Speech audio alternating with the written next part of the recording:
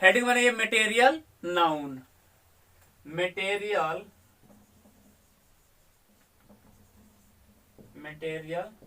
Noun.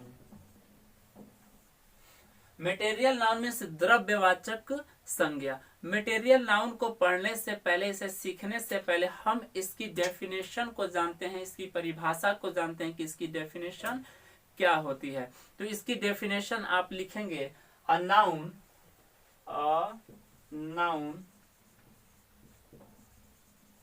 that is either measured or weighted but cannot be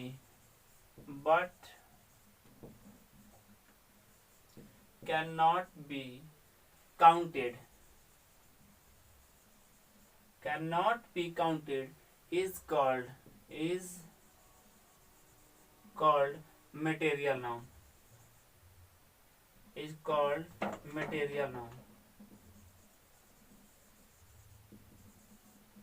Material noun। For example आप इसमें example लिखेंगे water,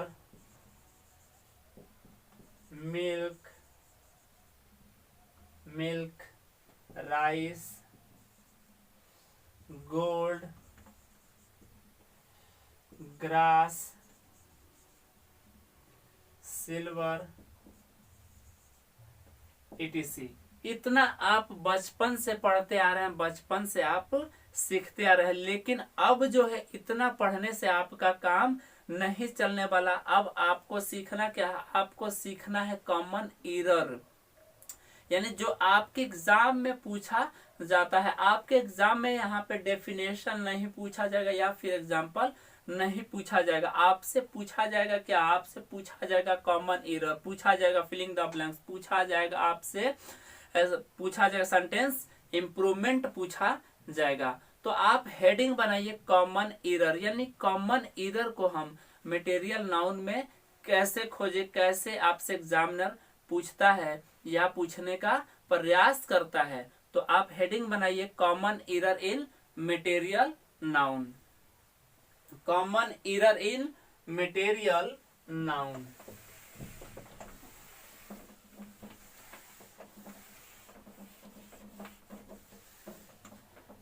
यहां पे आप देखेंगे फर्स्ट एग्जाम्पल हमने लिया water is a fresh. Second लिया वाटर इज फ्रेश। थर्ड हमने लिया the water is fresh. Fourth हमने लिया water of this glass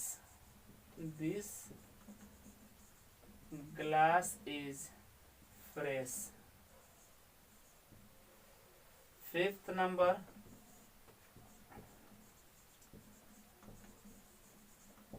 the water of this glass is fresh।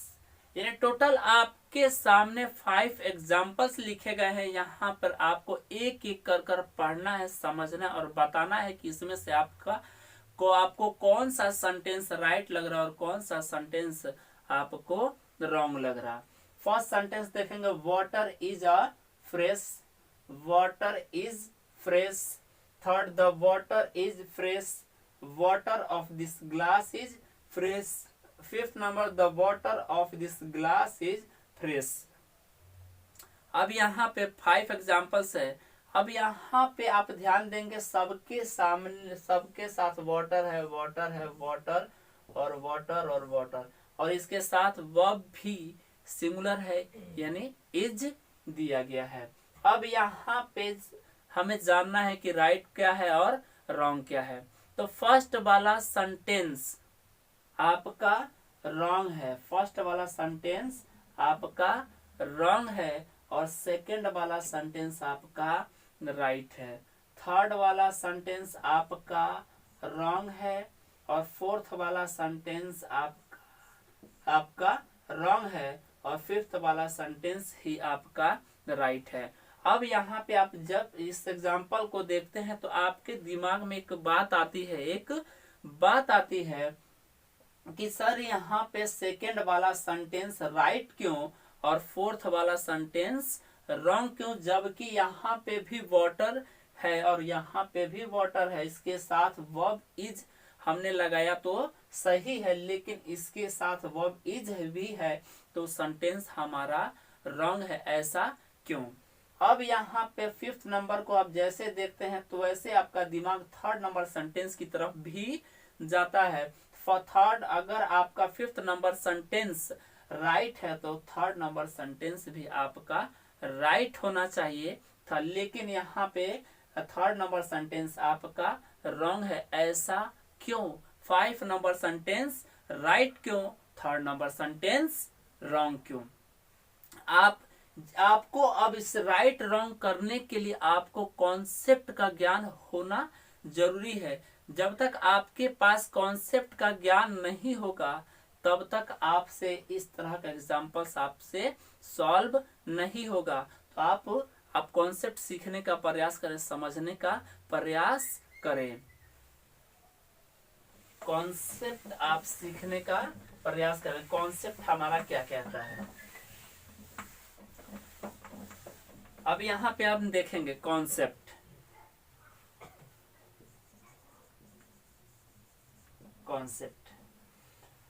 अगर मटेरियल नाउन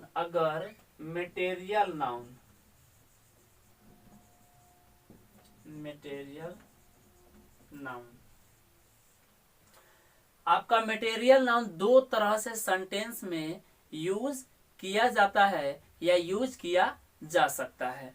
फर्स्ट आपका general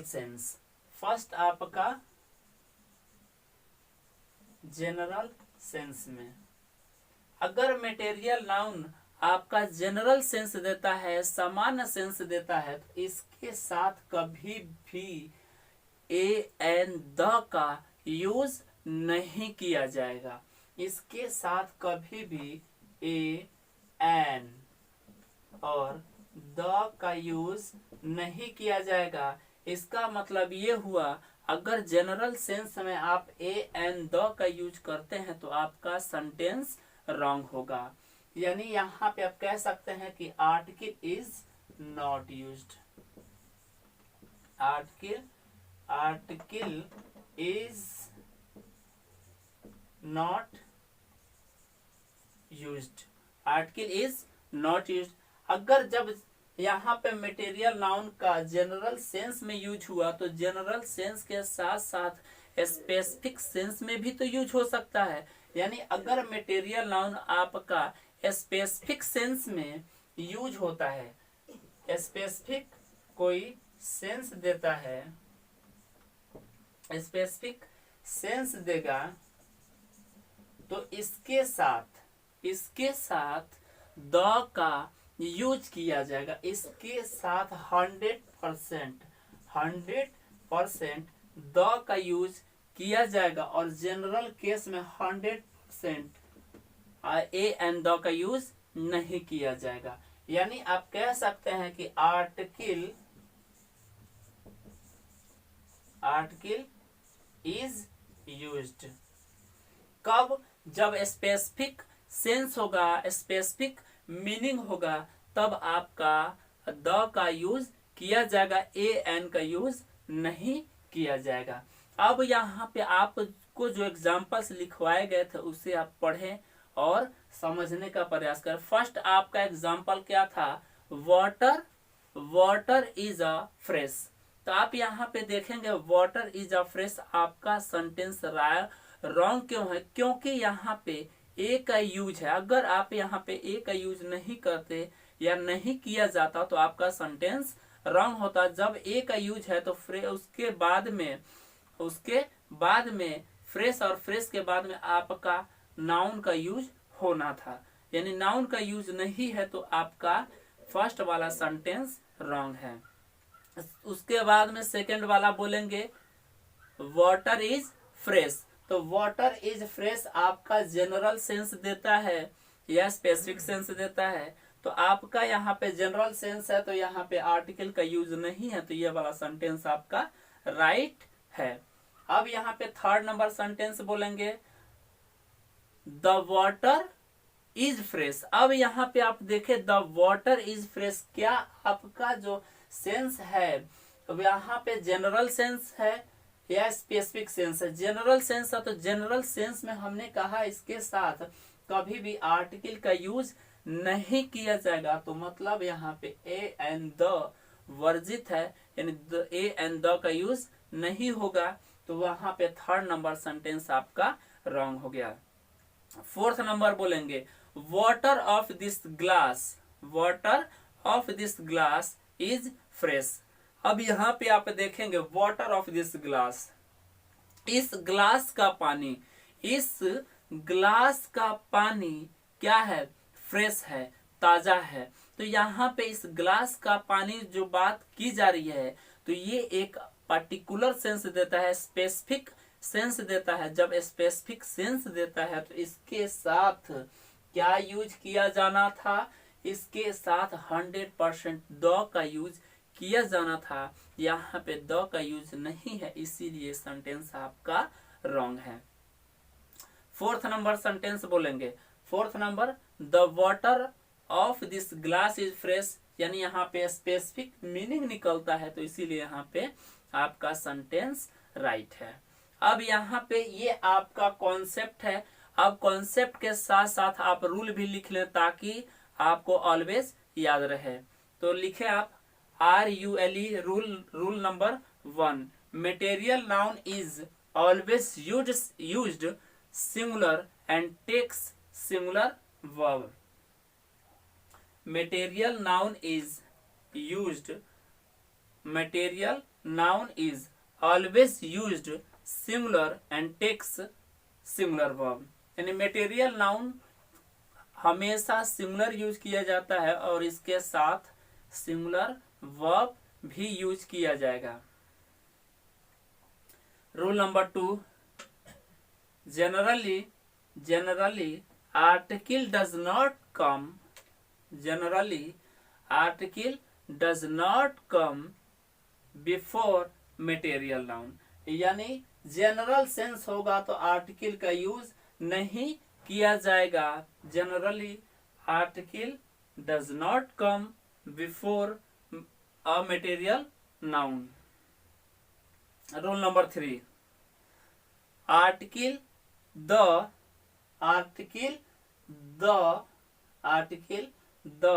can be used, article the can be used when it refers to a specific sense, अगर material noun जो है अगर specific sense देता है तो उस केस में आपका द यूज किया जाएगा, द यूज किया जाएगा। अब यहाँ पे कॉन्सेप्ट नंबर 2 को समझेंगे। कॉन्सेप्ट नंबर 2 को आप समझेंगे।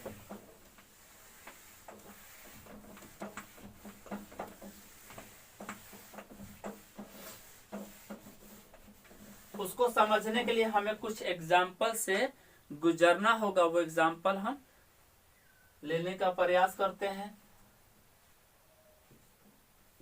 Example number 1,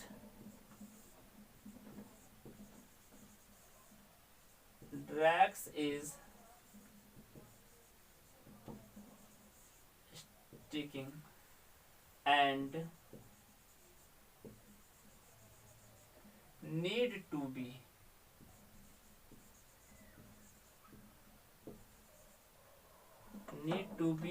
removed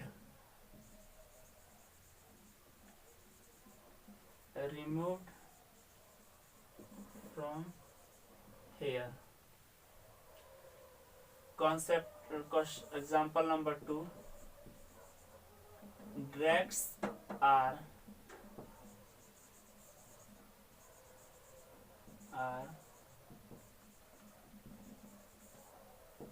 sticking and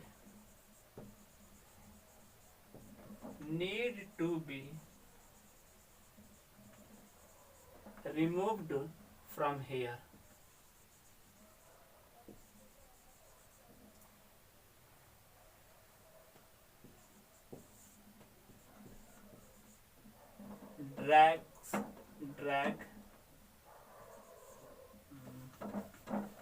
Drag is sticking and need to be removed